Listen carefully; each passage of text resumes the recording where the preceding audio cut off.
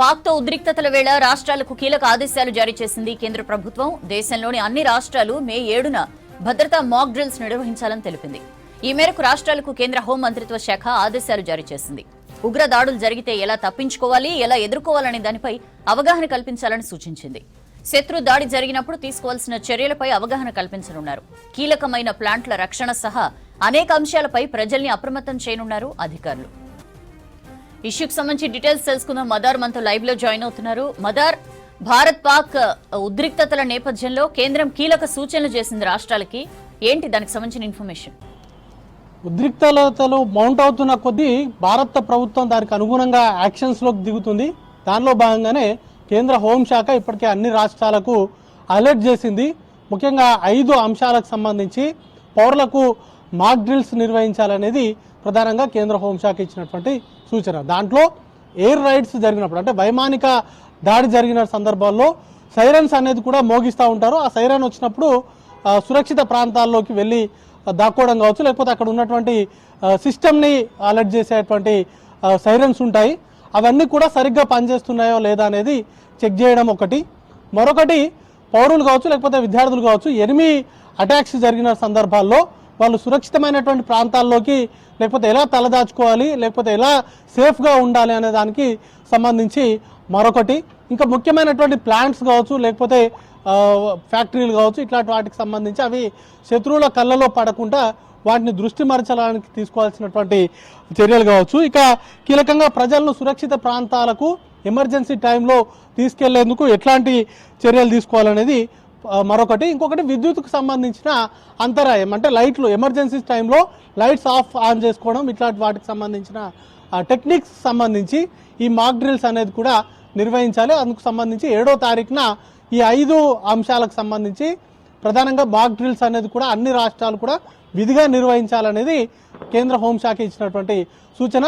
అసలు వరుసగా జరుగుతున్నటువంటి పరిణామాలు కనుక చూసుకున్నట్లయితే కేంద్ర హోంశాఖ ఇచ్చినటువంటి అలర్ట్స్ కావచ్చు, లేకపోతే ఢిల్లీలో వరుసగా జరుగుతున్నటువంటి సమావేశాలు కనుక చూస్తే ఖచ్చితంగా రెండు దేశాల మధ్య ఏ క్షణాన్నైనా యుద్ధం సంభవించేటువంటి అవకాశం ఉంది. దానికి తగ్గట్టుగానే రెండు దేశాలు కూడా ప్రిపరేషనరీ కాషన్స్ మెజర్మెంట్స్ అనేది కూడా తీసుకుంటున్నాయి.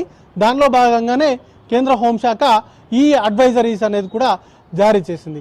ఇక ఈరోజు చాలా క్రూషియల్ మీటింగ్స్ అనేది కూడా జరిగాయి. ముఖ్యంగా డిఫెన్స్ సెక్రటరీ ఈరోజు ప్రధానితో సుమారు ½ అన్ అవర్ పైగా సమావేశమయ్యారు. రాజేష్ కుమార్ సింగ్, ఆయనకు సంబంధించి రక్షణ శాఖకు సంబంధించి తీసుకుంటున్నటువంటి చర్యలు కావచ్చు, అవలంబించేటువంటి స్ట్రాటజీస్కి సంబంధించి పూర్తిగా ఒక ½ అన్ అవర్ పైగా ఈ భేటీ జరిగింది.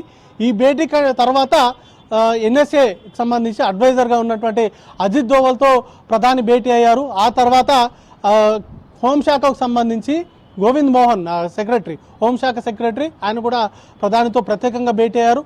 ప్రధాని కూడా కొద్దిసేపటి క్రితమే సౌత్ బ్లాక్లో ఉన్నటువంటి పిఎంఓ కార్యాలయం చేరుకున్నారు. పిఎంఓలో ప్రస్తుతానికి రాహుల్ గాంధీ, ప్రతిపక్ష నేత రాహుల్ గాంధీ, అలాగే సిబిఐ తోటి ప్రత్యేకంగా భేటీ జరుగుతూ ఉంది. సిబిఐకి సంబంధించిన నూతన డైరెక్టర్కి సంబంధించిన నియామకం సంబంధించి చర్చ జరుగుతుంది. ఆ తర్వాత కూడా పిఎంఓ కార్యాలయంలోనే ప్రధాని ఈరోజు అర్ధరాత్రి వరకు కూడా ఉండేటువంటి అవకాశాలు ఉన్నట్టుగా తెలుస్తోంది.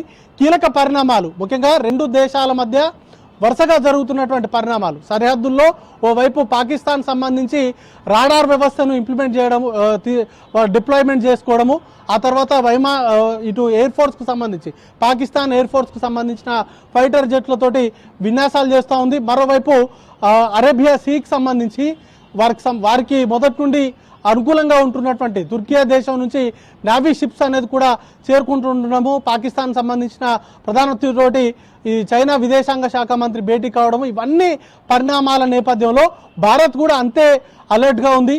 ఓవైపు రష్యాకు సంబంధించిన అధ్యక్షుడు ప్రధానితో మాట్లాడారు.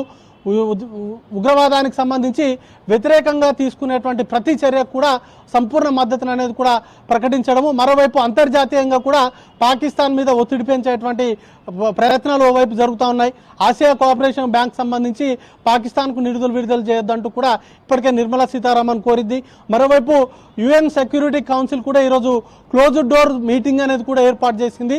అయితే అత్యవసర సమావేశం పాకిస్తాన్ కోవడంతో జరుగుతున్నప్పటికీ పాకిస్తాన్ లేవనెత్తేటువంటి అంశాలు ముఖ్యంగా సింధు జలాలకు సంబంధించి ఒప్పందాలను భారత్ రద్దు చేయడం కావచ్చు, లేకపోతే సరిహద్దుల వెంబడి అవలంబిస్తున్నటువంటి రెండు దేశాలు అవలంబిస్తున్నటువంటి అంశాల వల్ల శాంతి భద్రతలకు విఘాతం కలిగేటువంటి అవకాశం ఉంది. భారత్ దుందుడుకుగా వ్యవహరిస్తుంది అనేటువంటి కంప్లైంట్స్ కూడా పాకిస్తాన్ చేస్తూ ఉంది. వాటిని అంతే ధీటుగా కూడా భారత్ తిప్పికొడుతుంది. ముఖ్యంగా క్రాస్ బార్డర్ టెర్రరిజాన్ని ప్రోత్సహిస్తూ అలాగే భారత్లో ఉగ్రవాద దాడులకు పాల్పడుతున్నటువంటి వారికి పాకిస్తాన్ ఆశ్రయం కల్పిస్తుంది అనేటువంటి అంశాలను భారత్ ఈ సందర్భంగా యుఎన్ సెక్యూరిటీ కౌన్సిల్ మీటింగ్లో కూడా చెప్పేటువంటి అవకాశం ఉంది. అది పూర్తి స్థాయిలో క్లోజ్డ్ డోర్గా జరిగినటువంటి సమావేశం.